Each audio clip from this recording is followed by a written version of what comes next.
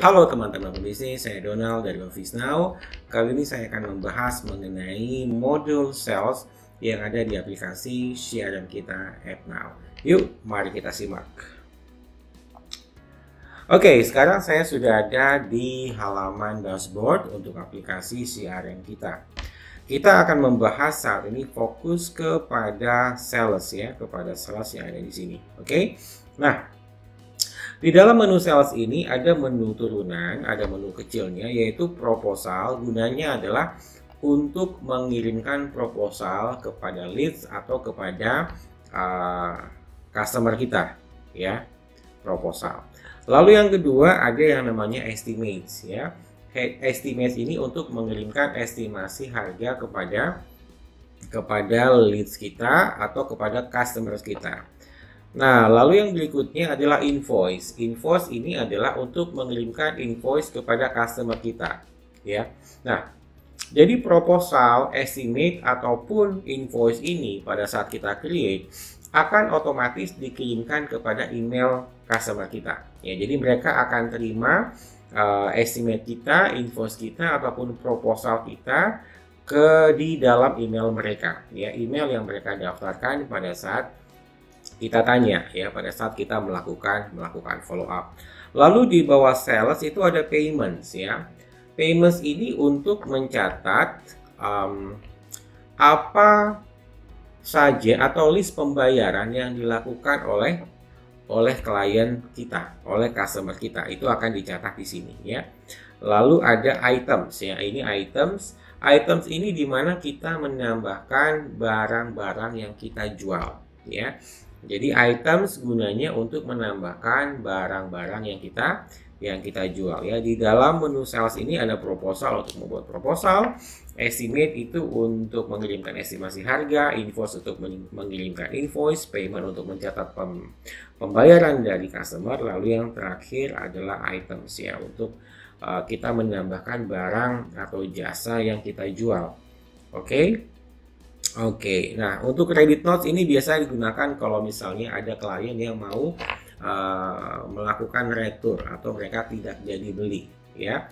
Anda bisa melakukan retur atau refund dengan mencatatkannya di menu credit note. Oke, nah kita akan masuk ke dalam yang pertama yaitu proposal ya. Jadi begini ya teman-teman, ada perusahaan yang mereka memang sudah membuatkan proposal dalam bentuk Word atau mungkin ada yang dalam bentuk PPT. It's okay kalau misalnya kita sudah ada format yang sudah ditetapkan oleh perusahaan untuk dikirimkan kepada leads kita atau kepada customer kita, menggunakan itu juga no issue ya. Silakan Anda lanjutkan untuk menggunakan proposal yang sudah dibuat sebelumnya.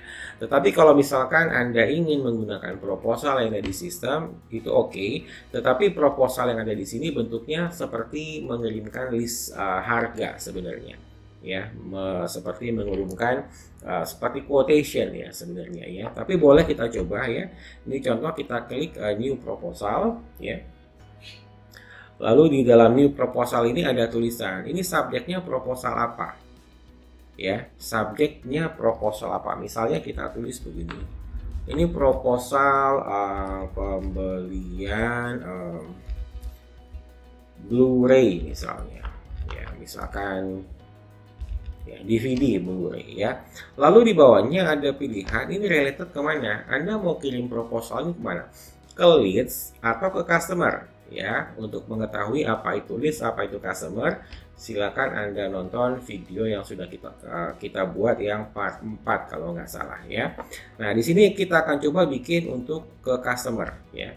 Nah, lalu ada muncul di bawahnya itu customer yang mana. Nah, kemarin kan kita sudah nambahin customer itu namanya Abimanyu ya. Kita tinggal klikkan Abi, nanti akan langsung keluar ya, yang berkaitan dengan yang kita tuliskan tadi. Oke. Nah, kita lihat ini ada date, ada open till, lalu ada currency-nya, discount type kalau kita mau menambahkan diskon, statusnya drive to address ini kalau kita mau isi ya. Kalau tidak kita isi juga is okay. Lalu sudah ada apa? Email yang sudah langsung mapping ya dari data si Abimanyu di sebagai customer kita ya. Oke. Lalu setelah itu kita pilih ini itemnya apa ya, misalkan dia mau jualnya, dia mau beli Blu-ray, DVD, Blu-ray Sony, ini contoh ya. Lalu kita cek ini ada teksnya atau enggak. Kalau misalkan ada teksnya ya tinggal kita pilih teksnya. Kalau enggak, ini tinggal kita uncheck ya. Oke, anggaplah dia ada teksnya ya. Lalu kita klik yang tanda checkmark. Ya, sudah nambah ya. Sudah nambah. Nah, lalu selanjutnya kita harus gimana ya? Yang selanjutnya di bawah sini ada pilihan save and send ya. Save and send. Ya, ini sudah terhitung semuanya. Total 165.000 ya, jumlahnya hanya 1. Kalau kita mau tambah 2 nih tinggal kita klik 2 ya, maka ini akan berubah jadi 330. Let's say seperti ini. Lalu saya klik save and send ya. Maka proposal ini akan otomatis terkirim ke email si Abimanyu ya. Jadi contohnya di sini. Oke, proposal sudah dikirimkan ya. Nah, kalau misalkan kita mau lihat detail atau kita mau delete proposal ini juga boleh. Ya, kita klik delete ya. Di sini ada beberapa pilihan, mark as draft, open, revise, decline, atau accepted. Maksudnya ini apa? Decline atau accepted. Karena waktu kita kirimkan proposal ini ke klien kita itu bisa buka di email. Lalu dia bisa cek isinya, kontennya ya. Oke, ini udah dikirim proposalnya. Kita mau lihat seperti apa. Yuk kita masuk ke dalam email untuk lihat. Ya, ini adalah email si Abimanyu. Ya, nah kebetulan sudah ada nih email ya, proposal with number Pro, kemudian 000 tuh ya, kita klik ya. Oke, pada saat kita klik ini ada informasi bahwa Dear Abimanyu ini ada attach proposal nih nomor 002 ya. Nah, kita bisa klik ini adalah attachment yang dikirim otomatis. Kalau kita klik yang keluar apa sih? Ya, ini yang keluar adalah attachment daripada si proposal tersebut ya. Kalau misalkan kita buka, kita tunggu. Nah, ini proposalnya ya. Mungkin kita bisa perbesar. Nah, ini kurang lebih ya. Proposal pembelian Blu-ray. Oke. Nah, kita close. Nah, kita juga bisa klik link ini. Ini kan ada you can view the proposal on the following link. Anggaplah saya klik linknya ya. Nah, pada saat saya klik link, apa yang akan terlihat? Nah, ini akan terlihat juga tampilannya gitu, bahwa ini ada proposal DVD Blu-ray, kuantitinya berapa, rate-nya, lalu ada PPN-nya. Lalu siapa yang kirim, siapa yang apa, ini kita bisa pilihan si Abimanyu mau download, dia mau decline atau dia mau accept proposalnya. Kalau misalkan dia accept proposal, nanti akan kelihatan bahwa proposal sudah di accept, artinya sudah diterima ya. Nah, atau dia juga bisa klik discussion ya, dia bisa klik discussion, misalkan oke, terima kasih, contoh ya. Ya, ini add comment misalnya ya, maka akan masuk ke dalam apa? Ke dalam data bahwa si Abimanyu sudah melakukan komen terhadap apa? Terhadap proposal ini. Lihat ya, ini ada oke, terima kasih. Lalu misalnya accept ya. Jadi si Abimanyu ini dia accept proposalnya. Dia tinggal klik accept ya. Nah, lalu pada saat klik accept dia minta ini nama yang accept siapa, last name-nya siapa. Lalu ini ada signature ya. Ini signature ini sebenarnya bisa tanda tangan ya, teman-teman. Contoh. Jadi dia tanda tangan online. Misalkan tadi ini si Abimanyu ya. Last name-nya kalau nggak salah Aditya, lalu emailnya kalau nggak salah abimanyu@ Nah, seperti ini ya. Lalu dia tanda tangan di sini. Oke ya. Lalu dia klik sign ya, kalau misalkan kita accept proposalnya. Oke. Nah, itulah yang terjadi ya. Jadi memang sudah terintegrasi ya. Ini tulisannya langsung berubah jadi apa? Jadi accepted. Kalau misalkan saya download juga bisa, tinggal diklik download. Oke. Nah, coba kita masuk lagi ke email si Abimanyu. Nah, ini ada informasi bahwa ada komen di proposalnya yang tadi ya. Nah, kita bisa lihat, oh ini ada proposal, komennya apa. Kalau mau lihat tinggal klik, lalu di atasnya juga ada notifikasi. Dear Abimanyu, terima kasih sudah apa? Sudah accept proposalnya ya. Jadi klien kita, customer kita atau list kita itu dia akan mendapatkan update mengenai apa? Mengenai proposal yang kita kirim, dan begitu juga kita sebagai perusahaan itu bisa melakukan interaksi ya. Interaksi langsung kepada si customer ya terkait dengan proposal yang kita kirim ya. Lalu misalkan kita ke sini nih, kalau misalkan saya refresh terkait dengan proposal tadi, statusnya seperti apa sih gitu ya. Ya, ini ada tulisan nih, accepted nih ya proposalnya. Dan kalau kita lihat informasinya bahwa sudah di-accept oleh siapa? Oleh Aditya. Dan yang menariknya ya, tanda tangannya juga ada ya. Tanda tangan si Abimanyu tadi ya. Di mana tanda tangannya? Ini ada di bawah sini ya. Menginformasikan bahwa proposal ini sudah diterima. Ya, proposal ini sudah diterima.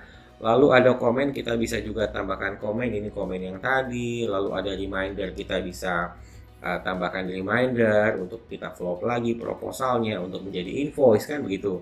Lalu ada task ya, ini untuk tim sales kita, tim marketing, dia mau bikin apa terkait dengan proposal ini dengan klien itu ya. Dia tinggal klik new task, lalu ada notesnya, lalu yang terakhir ini ada templates ya.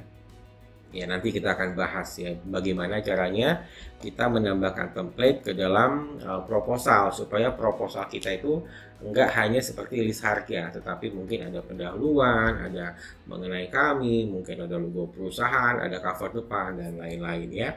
Nah, setelah ini lalu apa yang berikutnya? Ya, jadi ini adalah guna daripada si proposal. Lalu di sini ada pilihan switch to pipeline. Ini apa sih sebenarnya? Nah, switch to pipeline ini adalah untuk melihat ya sudah seperti apa status proposal yang kita kirimkan tadi. Ya, sudah seperti apa status proposal yang kita sudah kirimkan tadi. Ya, statusnya udah kayak apa nih? Ya, nah ini kan kita bisa lihat di sini. Ya, oh ya ini statusnya ya.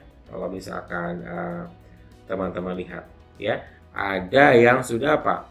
Sudah diterima proposalnya ya, ada yang sudah diterima, ini yang tadi. Lalu ada komennya satu, ini ada tulisannya juga ya. Jadi kita bisa pantau juga proposal apa? Proposal kita ya. Kita bisa pantau proposal kita gitu. Jadi enak sekali karena semuanya apa? Karena semuanya transparan ya.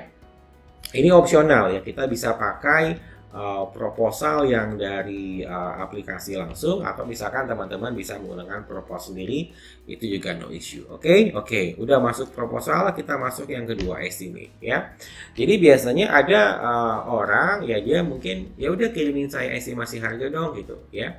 Mungkin mirip seperti proposal tapi mungkin hanya bentuknya lebih kepada simple estimasi ya. Ini juga sama. Gimana sih caranya kita mendapatkan estimasi? Kita create new estimate ya, sama seperti tadi.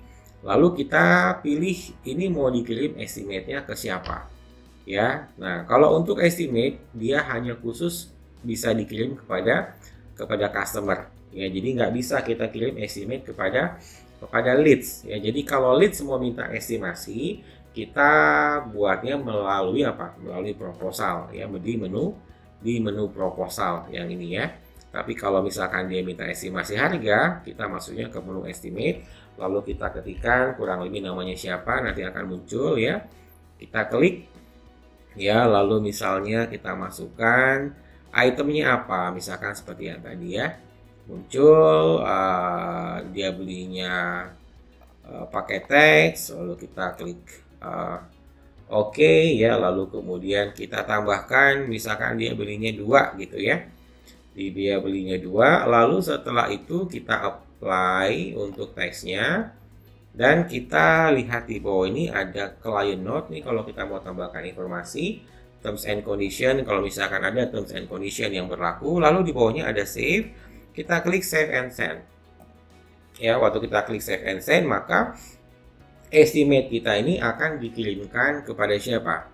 Kepada si Abimanyu langsung ke emailnya. Ya, ini kita kirim estimasinya. Nah, kita lihat emailnya si Abimanyu, ada email masuk nggak? Coba kita cek dulu nih, saya refresh. Oke, muncul ya estimate nomor ini created. Saya klik, nah di sini tulisannya di Abimanyu ini ada estimate yang sudah apa? Yang sudah dikirimkan. Kalau mau lihat detailnya klik link ini. Ya, jadi Abimanyu ini selalu apa? Mendapatkan informasi mengenai apa? Mengenai estimate dan juga proposal ya. Oke, untuk menghapus proposal estimate itu kita bisa klik ini, lalu di bawahnya ada delete estimate ya. Oke. Nah, lalu yang berikutnya setelah estimate, yang berikutnya adalah kita membuat invoice ya. Kita membuat invoice ya kepada si customer kita. Nah, invoice ini ada dua, ada new invoice, satu lagi ada recurring invoice ya. Recurring invoice ini sama dengan new invoice, bedanya adalah kalau misalnya kita punya billing yang selalu ditagihkan setiap bulan, ya kita pakai recurring invoice ya. Jadi kalau misalkan kita kirimnya setiap bulan atau misalkan ada tanggal-tanggal tertentu, kita pilih recurring invoice. Di sini ada pilihannya recurring invoice yes or no.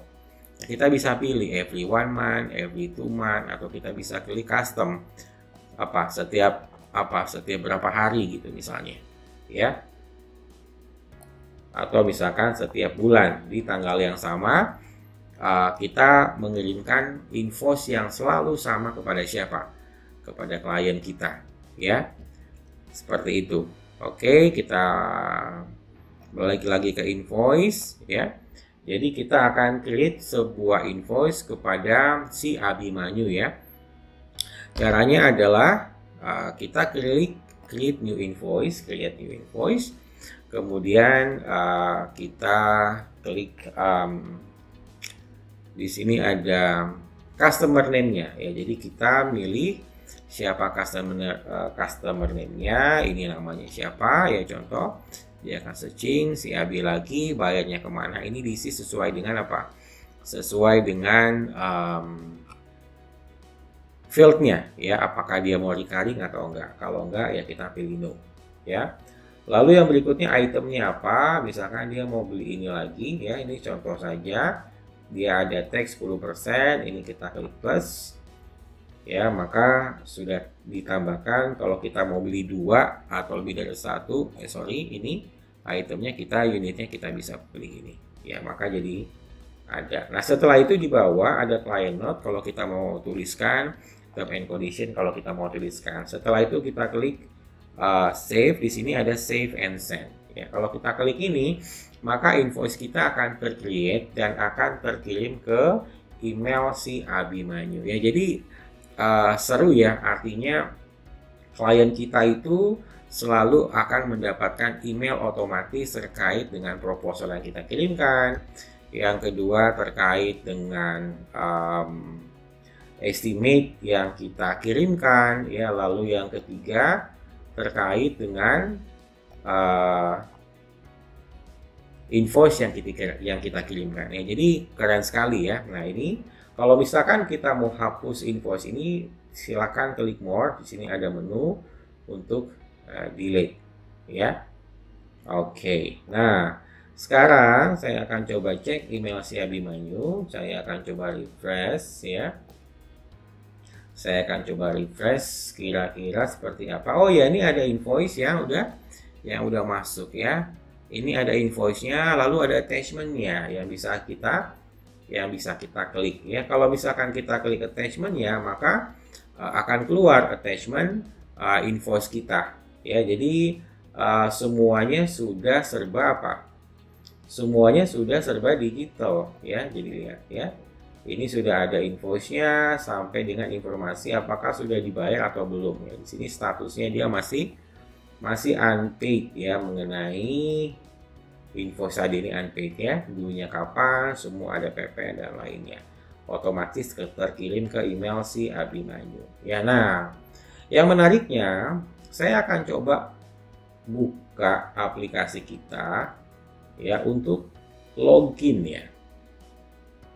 Saya akan coba untuk login. Ini saya coba logout dulu ya.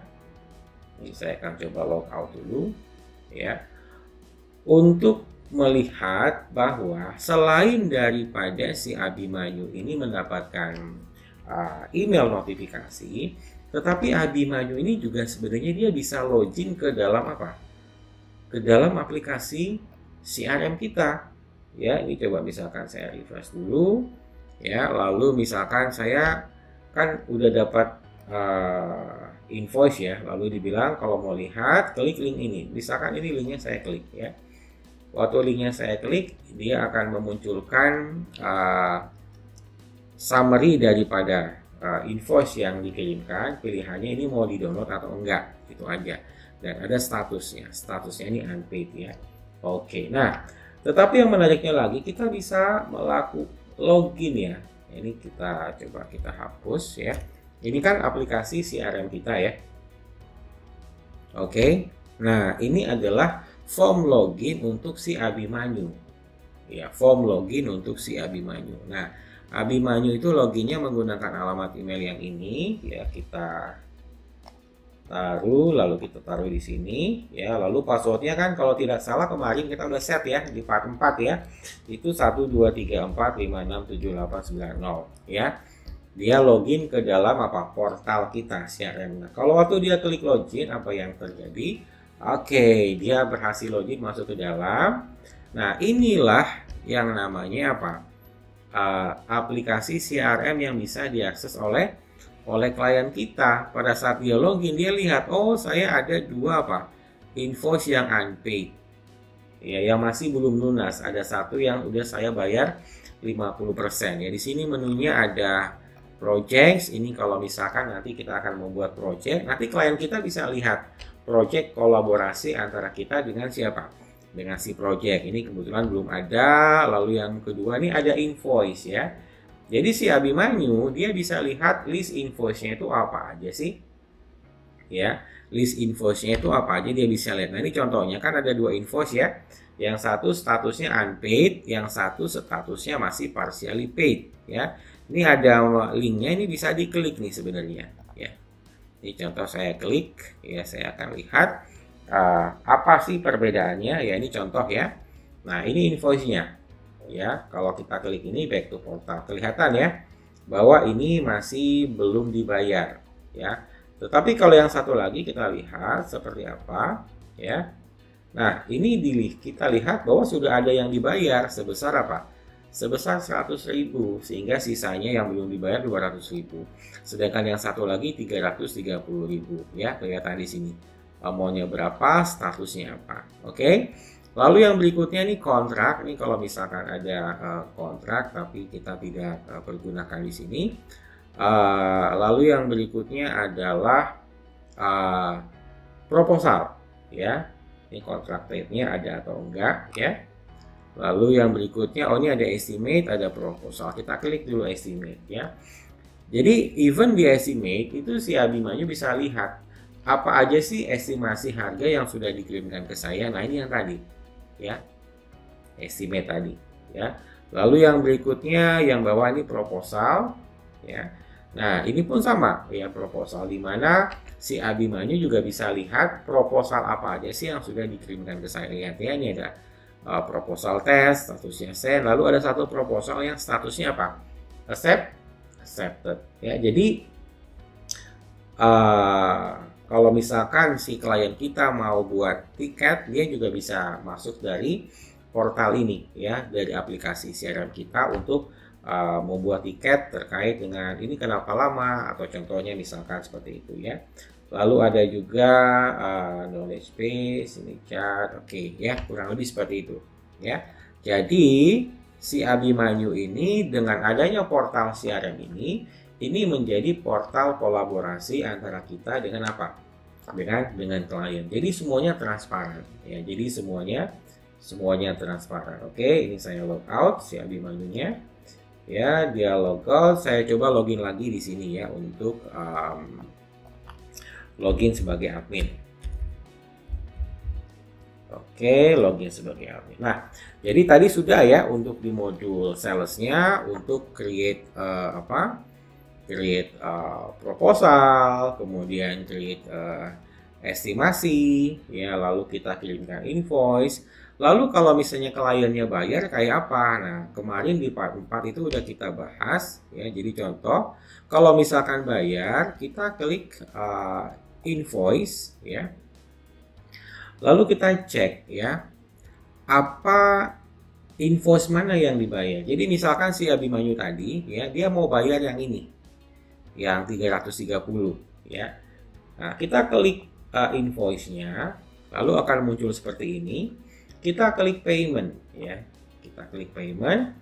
Nah, di sini ada pilihan, dia payment-nya berapa? Anggaplah dia bayarnya 230.000 ya. Ya, tanggal berapa dan dibayarnya kemana? Misalkan ke bank. Ada transaction ID-nya, kalau mau dimasukkan silakan. Kalau ada note, kalau mau dimasukkan juga silakan. Lalu ini nggak usah dicek, ya. Oke, dia bayar 230.000 ya si Abimanyu. Kita klik save ya. Nah, pada saat kita klik save, maka si invoice tadi statusnya menjadi partially paid ya, karena belum dibayar lunas ya, tapi sudah ada di payment receipt-nya yang apa? Yang diterima ya. Sudah ada payment receipt-nya yang diterima. Payment methodnya apa? Ini kita isi dulu ya. Payment methodnya misalnya bank transfer ya. Oke, bank transfer, transaction ID sama note-nya kalau ada. Kalau enggak juga nggak apa-apa ya. Kalau enggak juga nggak apa-apa. Oke. Nah, setelah kita isi seperti itu, di bawah ini ada tombol yang namanya save ya. Nah, kita klik save ya, terkait dengan payment si Abimanyu tadi ya, yang sebesar 230.000. Nah, di sini kelihatan ya bahwa sudah dibayar sebesar 230.000, sehingga ada sisa yang belum dibayar sebesar 100.000. Nah, kalau kita lihat ke emailnya si Abimanyu, nah ada tulisan email masuk invoice payment recorded ya. Jadi Abimanyu ini udah tahu bahwa hello Abimanyu, ini ada pembayaran yang kamu bayar dan kami sudah record ya, kelihatan di sini. Jadi langsung dinotifikasi ya. Berapa paymentnya? Ini payment receipt-nya ya, dalam bentuk apa? Dalam bentuk attachment ya. Jadi si Abimanyu akan dapat payment receipt dalam bentuk attachment ya, kurang lebih seperti ini ya payment receipt-nya. Oke.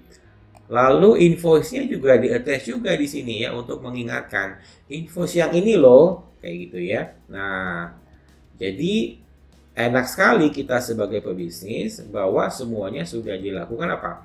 Transparan. Nah, di sini tuh ada tulisannya untuk invoice ini statusnya partially paid. Kemudian paymentnya itu ada tanggal sekian sebesar 230.000. Dibayar oleh siapa? Dibayar oleh klien ya, oleh customer kita. Jadi semuanya serba transparan dan kita sebagai pebisnis itu jadi gampang untuk apa? Untuk mengelola pembayaran yang dilakukan oleh siapa? Yang dilakukan oleh klien kita. Jadi itu adalah feature-feature di menu sales. Lalu yang terakhir kita masuk ke items. Items ini apa sih? Items ini untuk menambahkan produk atau jasa yang kita jual ya. Jadi contoh di sini itemnya contohnya cuma satu ya. Jadi kalau misalkan mau ditambah tinggal klik new item ya. Tinggal klik new item. Nah, di sini teman-teman, di sini tuh sebenarnya kalau kita hover ke dalam listnya itu ada keluar nih, ada copy, ada delete atau edit. Edit ini jelas ini untuk mengedit datanya. Kalau kita mau hapus, kita klik delete ya. Semudah itu. Oke. Nah, lalu anggaplah kita mau nambah nih. Kita mau nambah. Kita mau jual apa gitu ya. Misalkan kita mau jual sepeda lah ya. Sepeda lipat ya contohnya. Berapa harganya sepeda ini? Misalkan harganya 2,5 juta. Ada teksnya enggak? Ya, ini kalau misalkan kita pilih ada teksnya, maka nanti dia akan default. Ya, tapi kalau kita kosongkan maka dia tidak akan di-apply ya. Misalkan unit juga misalnya. Ada grupnya enggak gitu ya. Kalau misalkan enggak ada dikosongin, kalau ada ya tinggal kita pilih ya. Anggaplah seperti ini. Coba ini saya save ya. Sepeda Pacific ya. Nah, maka muncul nih sepeda Pacificnya di sini. Oke, jadi kalau misalkan kita mau buat estimasi atau kita mau buat invoice, lalu ada yang request, tolong dong bikinin quotation-nya ya, quotation ya sebutannya ya, estimasinya untuk harga sepedanya ya, kita tinggal klik new estimate ya. Nah, lalu setelah itu, setelah muncul formnya kita pilih ya, ini untuk siapa ya, misalkan untuk si Abimanyu lagi yang tadi. Lalu kita pilih. Nah, kalau misalkan kita ke add item, ini sudah muncul sepeda yang tadi ya. Tadi kan cuma satu, sekarang sudah muncul yang kedua ya. Lalu kita pilih. Nah, lihat dia sudah ke mapping ke bawah ya. Lalu tinggal kita, kalau mau pakai teks silakan. Lalu tinggal kita add ya. Nah, kurang lebih seperti ini ya. Lalu habis itu tinggal kita save and send ya.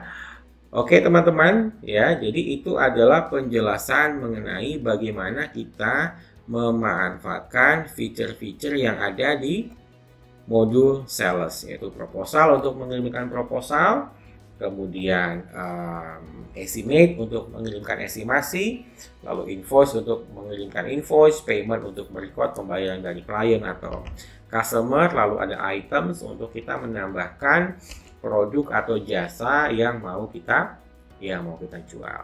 Oke, semoga bermanfaat. Sukses selalu untuk Anda.